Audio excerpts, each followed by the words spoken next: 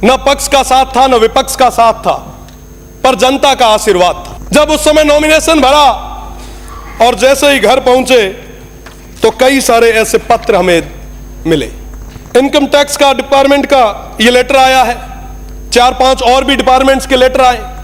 MP चुनाव के बाद एक साथ 3-3 मुकदमे दर्ज किए जाते हैं। और जो पीछे बैठे हुए लोग हैं वो ऐसे षड्यंत्र रचते हैं। मैं कहना चाहूंगा कि मैं छात्र राजनीति के माध्यम से यहां तक पहुंचा हूं। पिछले राज के दौरान जब हम विरोध प्रदर्शन करते थे,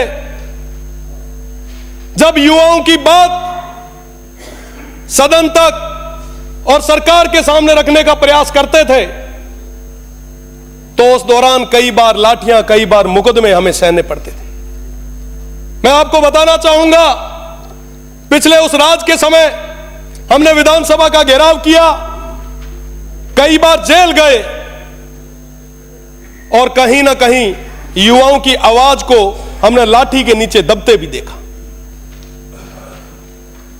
पर साहब, उन युवाओं की बात को हमने दबने नहीं दिया। आज के अगर दौर की बात करूं तो आज के दौर में इस लोकतंत्र के सबसे पवित्र मंदिर में जनता ने आशीर्वाद के रूप में हमें यहां भेजा।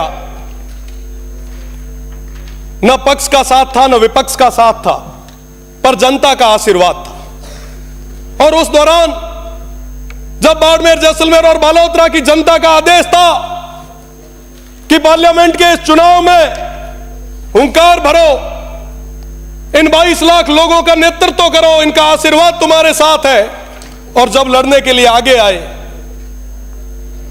जब उस समय नॉमिनेशन भरा और जैसे ही घर पहुंचे तो कई सारे ऐसे पत्र हमें मिले। इन पत्रों में क्या है कि साहब, इनकम टैक्स का डिपार्टमेंट का ये लेटर आया है, 4-5 और भी डिपार्टमेंट्स के लेटर आए। मैं निश्चित रूप से पूरी जिम्मेदारी के साथ कह सकता हूं, हमारे प्रदेश के मुखिया जी और तमाम लोगों को इस चीज का पता भी नहीं होगा कि ऐसी चीजें हुई है। पर जो पीछे बैठे हुए लोग हैं वो ऐसे षड्यंत्र रचते हैं जिससे कि सरकार की एक बुरी इमेज, एक गलत छवि कहीं ना कहीं बने। तो मेरा तो निवेदन है, यहां पे संसदीय कार्य मंत्री जी भी विराजे हैं, माननीय मंत्री जी भी विराजे हैं, कि ऐसी छवि नहीं बननी चाहिए। इन चीजों पे हमें विचार करना होगा और निश्चित रूप से लोकतंत्र के हम पैरोकार रहे हैं और जहां कहीं पे भी लोकतंत्र की बात आई है, जनता की आवाज को दबते देखा है, तो हमने मजबूती के साथ उनकी आवाज को मजबूत किया है। पर कहते हुए बड़ा दुख होता है कि इस सदस्य पर, जो आप सभी से उम्र में छोटा है, एमपी चुनाव के बाद एक साथ 3-3 मुकदमे दर्ज किए जाते हैं।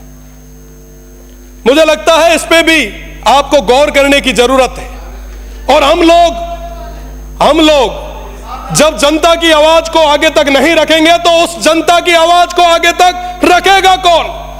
आज उस जनता ने, उस देवतुल्य जनता ने हम सभी को बहुत सारा प्यार और आशीर्वाद देके यहां पर बिठाया है। और इसलिए ताकि हमारे दुख और दर्द को प्रदेश की सरकार के सामने मजबूती के साथ रख सके, और जब यहां पे उस दुख और दर्द को रखा जाता है तो कई सारे जो पीछे बैठे हुए लोग हैं, मैं कह सकता हूं, बड़े दावे के साथ कह सकता हूं, हमारे जो नेता हैं, हमारे जो लोग हैं, उनको इस चीज की अभी तक पता ही नहीं होगा, उनको भनक तक लगने नहीं दी होगी, और पीछे बैठे हुए कुछ लोगों के द्वारा षड्यंत्र और साजिशों के द्वारा आवाज को हमेशा दबाने का प्रयास किया जाता है। मेरा निवेदन है कि इस बार पे गंभीरता से आप सोचें, आप विचार करें, क्या वाकई हम लोकतंत्र को मजबूत कर रहे हैं? निश्चित रूप से लोकतंत्र को मजबूत करने के लिए छात्र संघ जैसे चुनाव भी होने चाहिए ताकि हमारी नई पीढ़ी भी आगे आए। मैं पुनः सभापति महोदय को बहुत बहुत धन्यवाद देता हूं और निवेदन भी करता हूं कि हमारे जो लोकतंत्र के सेनानी थे उनको पूरी सुविधाएं मिले, निश्चित रूप से उनको याद किया जाए, हर स्कूल में उनको पढ़ाया जाए ताकि पता चले कि साहब वो हमारे लिए लड़े थे।